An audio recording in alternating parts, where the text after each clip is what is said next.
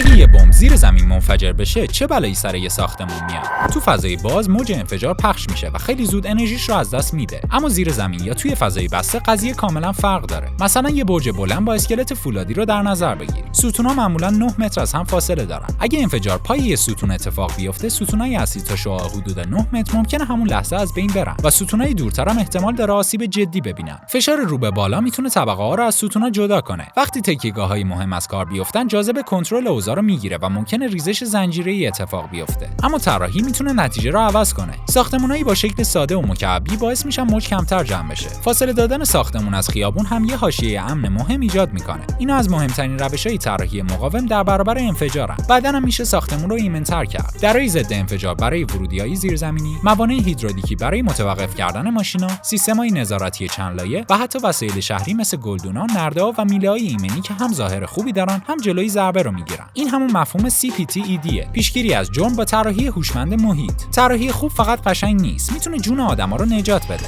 اگه به این نوع مطالب علاقه‌مندی و دوست داری که صدای من راوی این مطالب شگفت‌انگیز باشه، خوشحال میشم به خانواده فکت مغز ملحق بشی.